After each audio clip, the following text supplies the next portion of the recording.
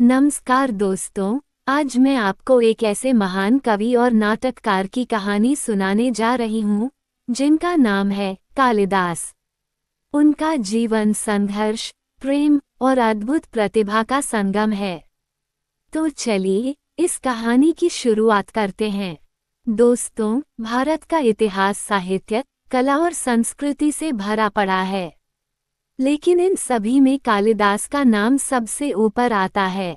उन्हें संस्कृत का महानतम कवि और नाटककार माना जाता है।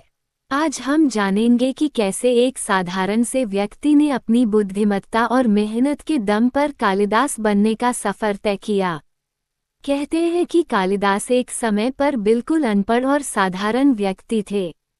वो एक गांव में रहते थे और चरवाहे का काम करते थे। उनका व्यक्तित्व भोला भाला था और लोग उन्हें मूर्ख समझते थे। यहाँ तक कि एक घटना के अनुसार कालिदास एक पेड़ की डाल पर बैठे थे और उसी डाल को काट रहे थे। इसे देखकर लोग हंसते थे और उनका मजाक उड़ाते थे। कालिदास के जीवन के बारे में बहुत कम ऐतिहासिक प्रमाण मिलते हैं, लेकिन उनकी कथा कई लोक कथाओं और किंवदंतियों में सुनाई जाती है। माना जाता है कि वे 4वीं या 5वीं शताब्दी में गुप्त वंश के शासनकाल में हुए थे। गुप्त काल को संस्कृत साहित्य का स्वर्ण युग माना जाता है और कालिदास उस युग के सबसे महान रचनाकार थे। कालिदास संस्कृत साहित्य के महानतम कवि और नाटककार माने जाते हैं। उन्हें भारतीय साहित्य और संस्कृति का गौरव कहा जाता है। कालिदास की रचनाएं न केवल भारतीय उपमहाद्वीप में बल्कि पूरे विश्व में प्रसिद्ध हैं। उनके लेखन में प्रकृति, प्रेम, भक्ति और जीवन के गहरे तत्वों का सुंदर चित्रण मिलता है। कहानी के अनुसार विद्योत्तमा नामक एक राजकुमारी थीं। वह अत्यंत सुंदर, विदुषी और तर्क वितर्क में निपुण थीं। उनका घमंड भी इसी विद्वत्ता के कारण था। उन्होंने प्रण लिया था कि वह उसी व्यक्ति से विवाह करेगी जो उन्हें शास्त्रार्थ तर्क वितर्क में पराजित कर सके। इस घोषणा के बाद कई विद्वान और पंडित उनसे विवाह करने के लिए राजमहल आए। लेकिन विद्योत्तमा की तीव्र बुद्धि और शास्त्रों में गहरी पकड़ के सामने वे सभी हार गए। इससे विद्योत्तमा का अहंकार और भी बढ़ गया। विद्योत्तमा के अहंकार से क्रोधित और अपमानित विद्वान चाहते थे कि कोई ऐसा व्यक्ति उन्हें सबक सिखाए, लेकिन उनके पास विद्या का ऐसा बल नहीं था कि वे विद्योत्तमा को हरा सकें। तब उन्होंने विद्योत्तमा को नीचा दिखाने के लिए एक षड्यंत्र रचा। उन्होंने एक अनपढ़ व्यक्ति को विद्वान के रूप में प्रस्तुत करने का निश्चय किया। इसी क्रम में उनकी नज़र कालिदास पर पड़ी, जो उस समय एक साधारण चरवाहे थे और बहुत भोले भाले थे। कालिदास एक दिन जंगल में एक पेड़ की डाल पर बैठे थे और उसी डाल को काट रहे थे जिस पर वे खुद बैठे थे। ये देखकर विद्वान समझ गए कि यह व्यक्ति बहुत ही भोला और शायद मूर्ख भी है। उन्होंने सोचा कि यही व्यक्ति उनकी योजना में फिट बैठ सकता है। उन्होंने कालिदास को राजमहल ले जाकर उसे विद्वान बताने का नाटक किया। चूंकि कालिदास को शास्त्रार्थ के बारे में कुछ भी ज्ञान नहीं था, उन्होंने उसे केवल इशारों से बात करने के लिए कहा। जब कालिदास और विद्योत्तमा का सामना हुआ, तब विद्योत्तमा ने शास्त्रार्थ के दौरान कालिदास से प्रश्न पूछे। चूंकि कालिदास को प्रश्न समझ नहीं आते थे, इसलिए वे सिर्फ इशारों में जवाब देते गए। पहला प्रश्न, विद्योत्तमा ने अपने एक हाथ की 5 उंगलियां दिखाईं, जिसका अर्थ था 5 तत्वों का अस्तित्व क्या है। कालिदास ने इसका उत्तर देने के लिए एक उंगली उठा दी।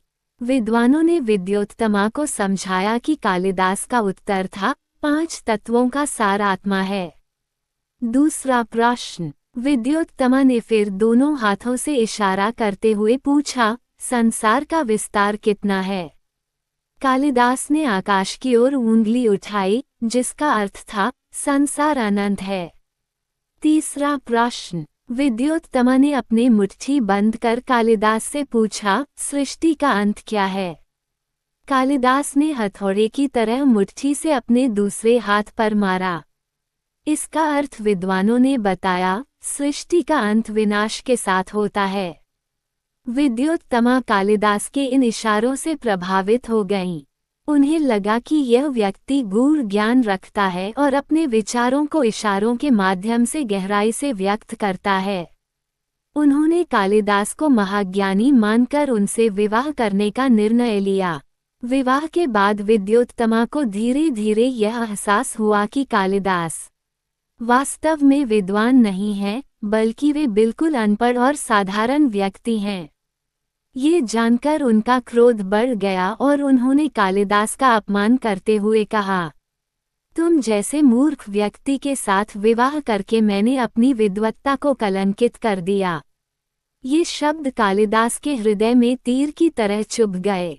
उन्होंने इस अपमान को अपने जीवन का सबसे बड़ा सबक मान लिया। विद्योत्तमा के अपमानित करने के बाद कालिदास ने संकल्प लिया कि वह इस संसार के सबसे महान विद्वान बनकर दिखाएंगे। उन्होंने घर परिवार और राजमहल छोड़कर जंगल का रुख किया। वहां उन्होंने मां सरस्वती की कठोर तपस्या की। मां सरस्वती उनकी तपस्या से प्रसन्न होकर प्रकट हुई और उन्हें ज्ञान का आशीर्वाद दिया।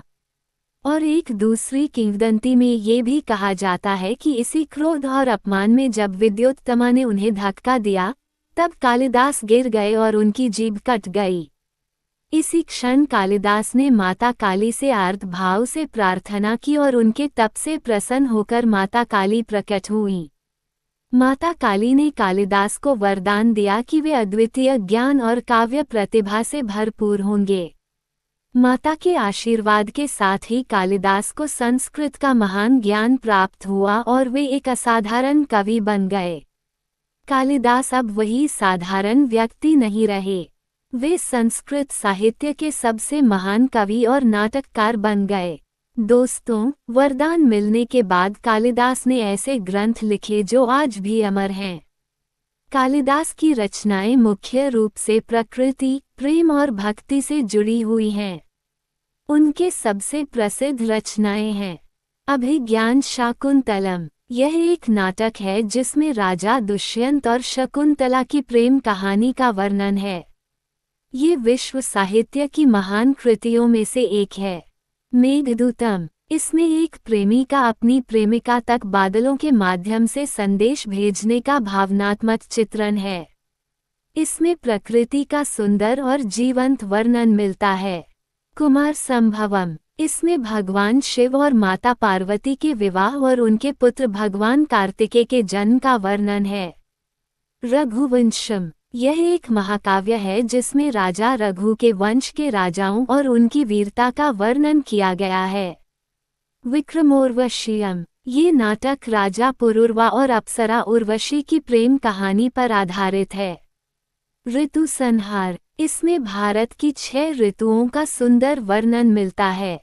कालिदास की कहानी हमें ये सिखाती है कि कोई भी जन्म से महान नहीं होता। मेहनत, संघर्ष और संकल्प के बल पर हर व्यक्ति कुछ भी हासिल कर सकता है। अगर कालिदास जैसा साधारण व्यक्ति दुनिया का सबसे बड़ा कवि बन सकता है, तो हम भी अपने जीवन में बड़े से बड़ा लक्ष्य हासिल कर सकते हैं।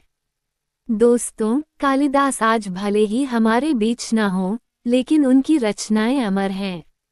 उनके शब्द आज भी हमें प्रेरणा देते हैं। उनकी कहानी हमें ये भी सिखाती है कि अपमान को कभी अपने ऊपर हावी न होने दें, बल्कि उसे अपनी ताकत बनाएं। तो दोस्तों, ये थी कालिदास की प्रेरणादायक कहानी। अगर आपको ये कहानी पसंद आई हो तो इसे लाइक करें, शेयर करें और हमारे चैनल को सब्सक्राइब करना न भूलें। ऐसी ही और कहानियों के लिए जुड़े रहिए हमारे साथ। जय हिंद।